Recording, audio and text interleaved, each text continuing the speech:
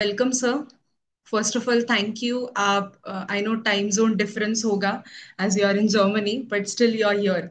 Okay, so welcome. तो Rubidas dad, आपने भी मतलब इट इज बहुत अच्छा लगता है ये सुनने को जब मतलब जीएससी से जब आगे जाते हैं तो कई बार ये क्वेश्चन मार्क होता है कि बीआरसी कब ज्वाइन करें, इतने छोटे बेबी को ये सिखाना कितना ये होगा, सच में ये सिखाना चाहिए या नहीं चाहिए, या कैसे होगा। बट स्टिल आपने और मैम ने दोनों ने day one after the Rigveda जब बॉर्न हुई तो नेक्स्ट डे इटसेल्फ आप बीआरसी फैमिली में आए।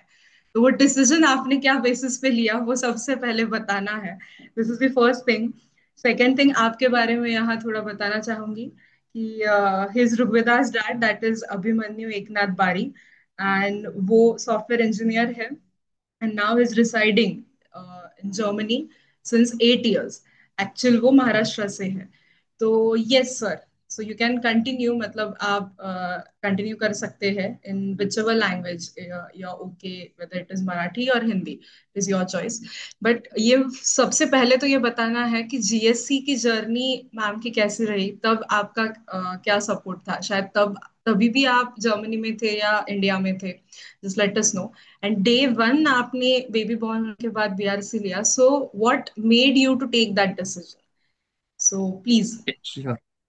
M I audible? माझा आवाज येतोय का? Yes, okay, yeah very good. You are so audible. Nice ये तो नाईस. ये तो है। Yeah, thank you very much BRC team and Sayali madam, opportunity दिल्याबद्दल. मी मराठीमध्ये बोलणं प्रिफर करेल. माझी हिंदी खूपच तोडकी मोडकी आहे. तर अ, कुठून स्टार्ट करायचं? तुम्ही फर्स्ट क्वेश्चन विचारला की बीआरसी मध्ये तुम्ही कसे आला. तर खूप इंटरेस्टिंग आहे. माझी बायको स्वाती अशा खूप गोष्टी शोधून आणायची ती प्रेग्नन्सी स्टार्ट झाल्यापासून. पण ते काही मला एवढं इंटरेस्टिंग वाटायचं नाही आणि विश्वासही नव्हता. ते एक ऍप्लिकेशन द्यायचे आणि त्या ऍप्लिकेशनवर काही ऍक्टिव्हिटीज व्हायच्या, ती करायची किंवा कधी कधी आमच्याकडनं व्हायच्या पण नाही. पण त्यावेळेस त्यांनी मला विष्णू माने सरांचा एक व्हिडिओ दाखवला आणि त्यानंतर मला वाटलं, नाही, यांना खरंच काहीतरी करायचंय. हा एक बिझनेस म्हणून नाही करत आहे, तर यांना प्रत्येक मुलाला एका लेवलला घेऊन जायचं आहे, यांच्याकडे एक मिशन आहे. आणि म्हणून आम्ही बीआरसी मध्ये जॉईन झालो. आणि ऋग्वेदाचा जन्म झाल्यानंतर फर्स्ट ऍक्टिव्हिटी मी काय केली, त्यावेळेस माझ्याकडे थोडा वेळ होता कारण की ऋग्वेदा बऱ्यापैकी झोपायची आणि मी सुट्ट्याही घेतल्या होत्या. तर त्यामध्ये मी तुमचे जे रेकॉर्डेड व्हिडिओज आहेत ते ऑलमोस्ट सर्व पाहिले. आणि त्या व्हिडिओमुळे एक बऱ्यापैकी आयडिया आली की बाळाला वाढवण्यासाठी कोणकोणत्या गोष्टींची केअर घेतली पाहिजे, कुठे माझ्या वाईफला मला सजेशन द्यायची गरज आहे. येस. तर ह्या गोष्टींची खूप मदत झाली. आता मला वाटतं मी माझ्या ऍक्टिव्हिटीज ला टच करेल की मी माझा टाइम कसा मॅनेज करतो, कारण या. की this is a most challenging topic I think. Yes, आणि आणखी एक गोष्ट की आता तुम्ही जसं जर्मनीमध्ये आहात, आता काही अशा फॅमिलीज इथे बरेचसे असतील जे भारतात आहेत, भारतातनं तुम्हाला ऐकतात.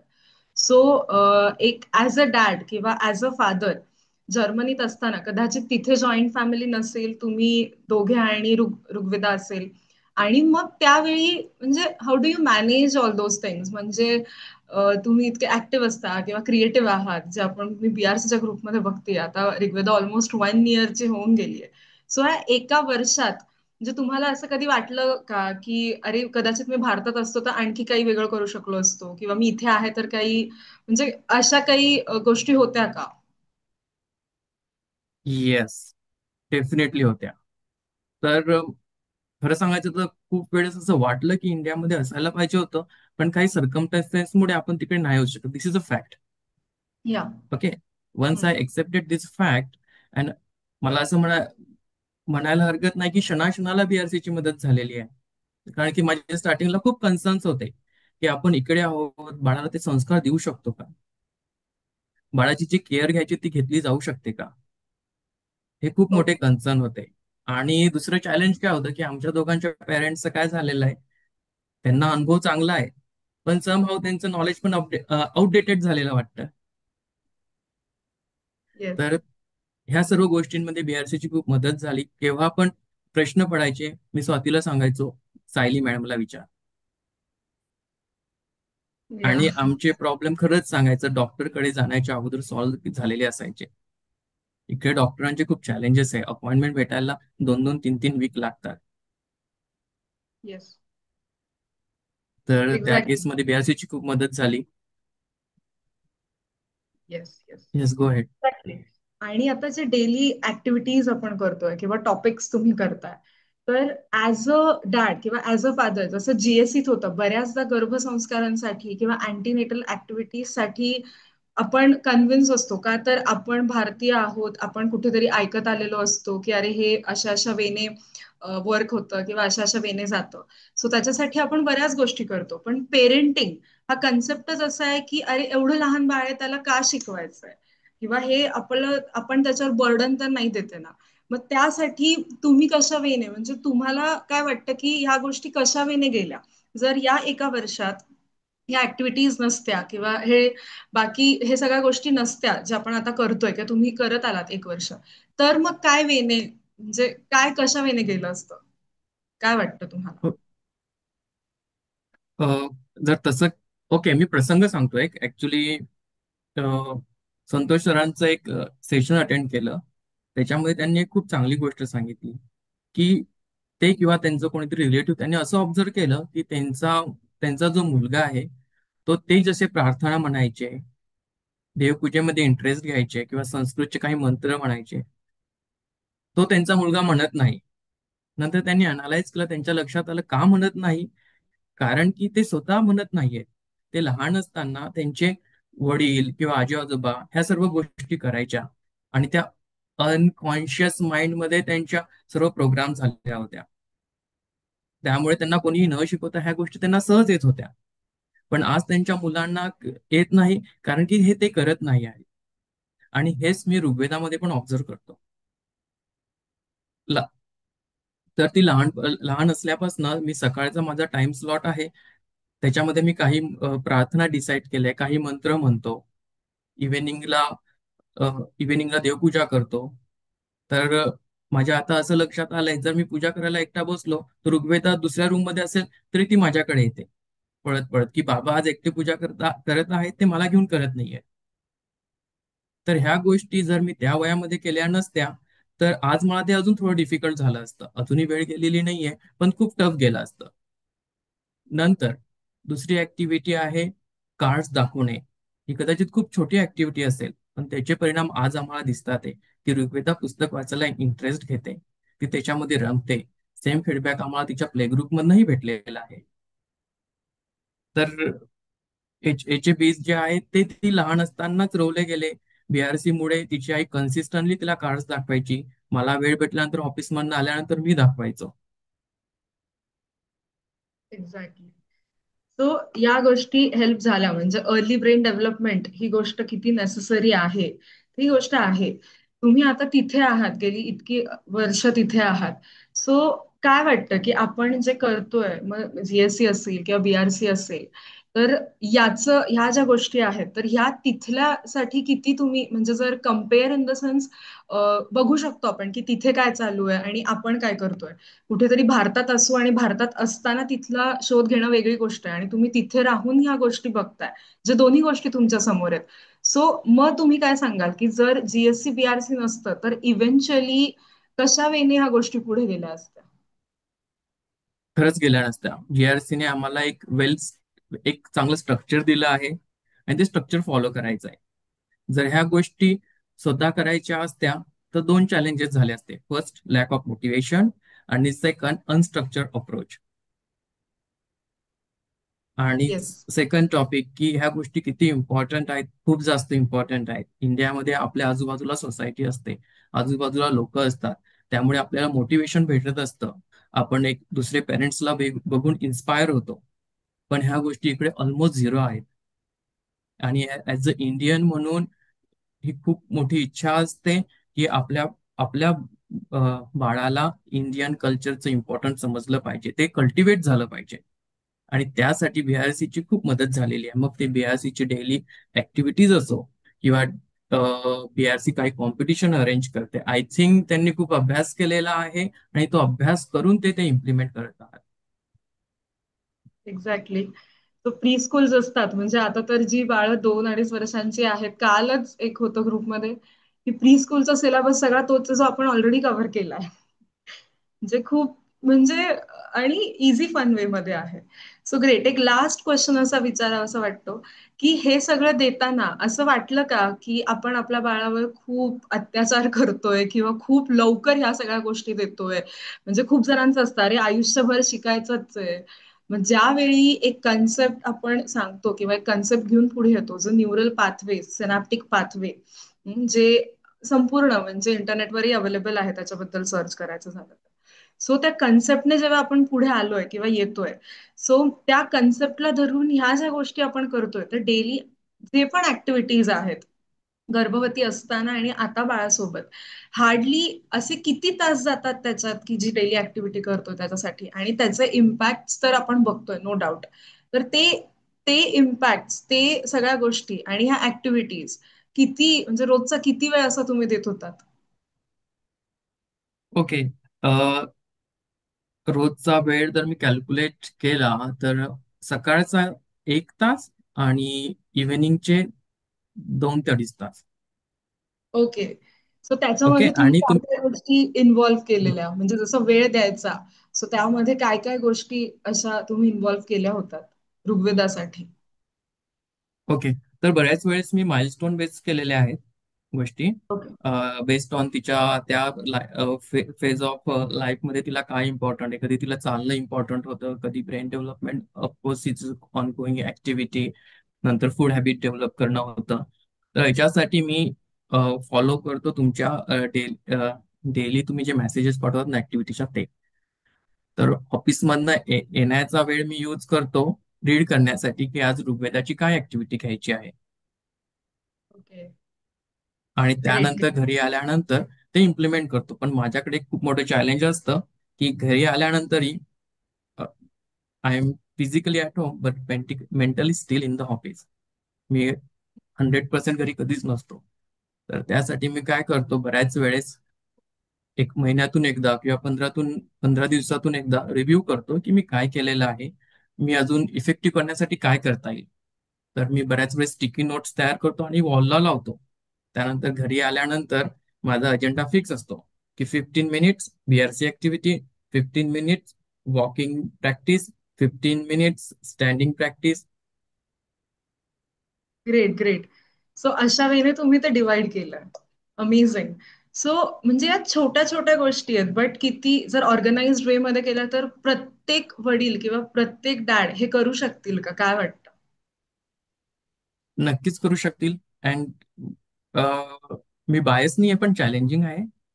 कारण की most of the hmm. Time ऑफिसमधनं आल्यानंतर किंवा कामावरनं आल्यानंतर आपण फिजिकली असतो, मेंटली नसतो.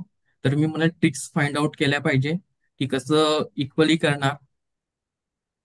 एक्झॅक्टली. तर आपण आपल्याला कारण की समजून घेतलं पाहिजे आणि ट्रिक्स फाइंड करणं is very important, otherwise it's difficult.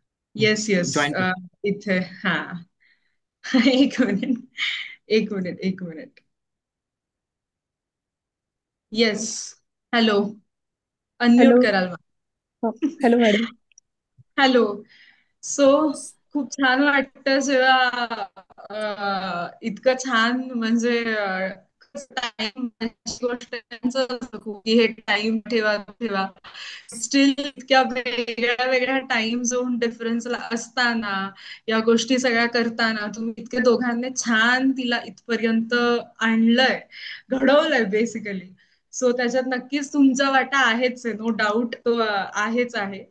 So तुम्ही काय सांगाल की तुमची जर्नी 1-2 मिनिटामध्ये, जीएससी आणि आता बीआरसी ऑलमोस्ट 1 इयर, सो तुमची जर्नी कशी होती? माझी जर्नी म्हणजे जर जर हा जो वे, जो स्ट्रक्चर वे मला भेटलाय तो फर्स्ट ऑफ ऑल म्हणजे जीएससी आणि बीआरसी मुळेच भेटलाय. कारण की इकडे आम्ही आयसोलेटेड असतो, लोकांसोबत जास्त बोलणं नसतं आणि आम्ही दोघंही वर्किंग असल्यामुळे दिवसभर ऑफिसचं ऑफिसचं थिंकिंग जास्त असते, परंतु जेव्हा आम्ही जीएससी आणि बीआरसीचे ग्रुप्स बघायचो तेव्हा त्यामध्ये इन्व्हॉल्व्ह व्हायचो, तेव्हा असं वाटायचं की नाही, आपण या कम्युनिटीमध्ये आहे आणि आपल्यासारखे पण प्रॉब्लेम बाकीचे फेस करत आहेत. जेव्हा सेम थॉट्स आपल्याला यायचे तेच प्रश्न दुसरी मम्मी टाकायची, प्रश्न विचारायची. आणि सेकंड थिंग की आपण जेव्हा जीएससीचं मी फर्स्ट सांगते की इथे अपॉइंटमेंट जसं अगोदर पण सांगितलं खूप मिळणं मुश्किल असतं. आणि आपण माझी फर्स्ट प्रेग्नेन्सी होती तर मला प्रश्न खूप यायचे, तेव्हा फक्त एक तुम्हीच होतात की केव्हा पण आपण प्रश्न विचारला तर त्याचं इन्स्टंट उत्तर भेटायचं. आणि मी तर तुम्हाला स्पेशली थँक्यू म्हणते आणि तुमच्या मॅनेजमेंटला पण एकदम सॅल्यूट करते, कारण की तुम्ही कधीही कोणताही मेसेज मिस करत नाही, त्याला त्या आठवणी तुम्ही उत्तर पण देतात आणि प्रत्येक वेळेस खूप पोलाईट असतात. आपण एकच प्रश्न खूप वेळेसही विचारला तरी त्याच तुम्ही डिटेलमध्ये आन्सर देता. तर त्यासाठी खूप खूप थँक्यू. आणि बीआरसी तर मी तर म्हणजे मी तर म्हणेल की मी खूपच कन्फ्यूज होती फर्स्ट ऑफ ऑल, जेव्हा बेबीसाठी बाहेर आला, हातात आलं. अगोदर तर असं वाटायचं की आपण हे पण करू, आपण ते पण करू. पण जेव्हा बेबी येतं आणि मेन जे चॅलेंजेस सुरू होतात तेव्हा कॉन्फिडन्स खूप डगमगतो.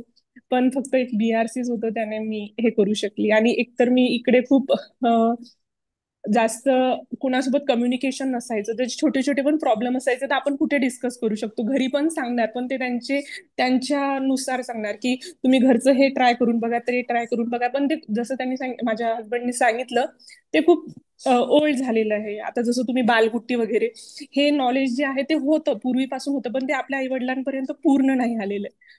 पण तेच तुम्ही त्याला पूर्ण नॉलेजेबल, आणखी एक्स्ट्रा पूर्ण बॅकग्राऊंड चेक करून जेवढी पूर्ण माहिती देतात ते आणखीच युजफुल होतं. आणि आता आपण शिकलेलो असल्यामुळे आपण फक्त कोणी ऐकलं म्हणून करत नाही, आपण ते बघतो की खरंच ते किती इफेक्टिव्ह आहे, ते आपल्या बाळासाठी पण खरंच ते होतं का. कारण की बाळ ते प्रत्येकाचं हे बदलत असतं आणि प्रत्येक बाळ वेगळं असतं.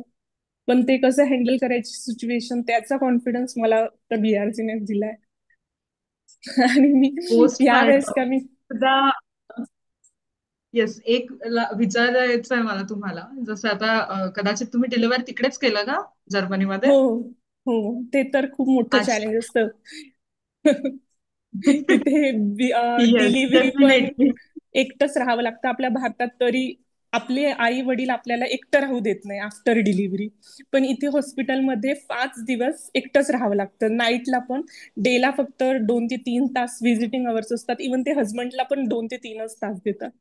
आणि रात्री सुद्धा म्हणजे 5 दिवस बाळाला आईने एकटं सांभाळायचं, मग ते ती कसं सांभाळेल, त्याचं सगळं चॅलेंज इकडे वेगळंच असतात.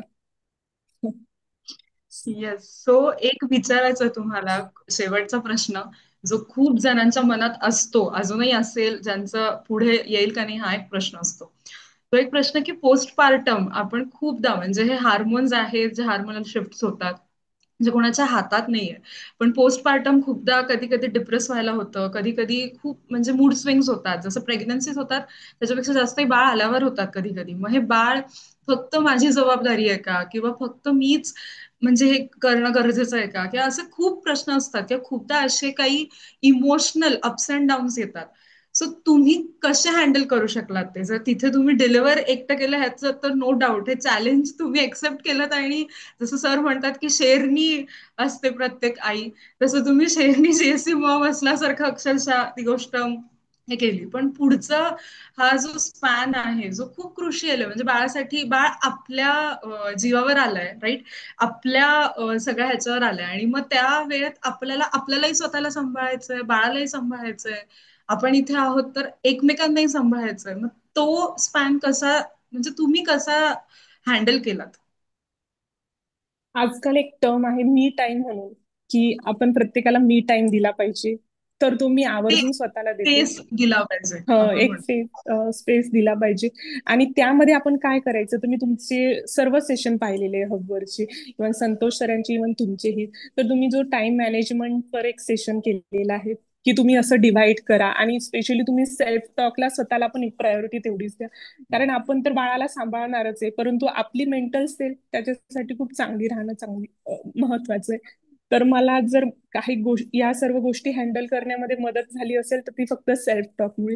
कारण जेव्हा माणूस आपण आपल्यासोबत बोलतो ना, तेव्हा आपल्याला माहिती असते आपली चूक पण काय आहे आणि आपण बरोबर पण काय आणि आपण कुठे सुधारू शकतो.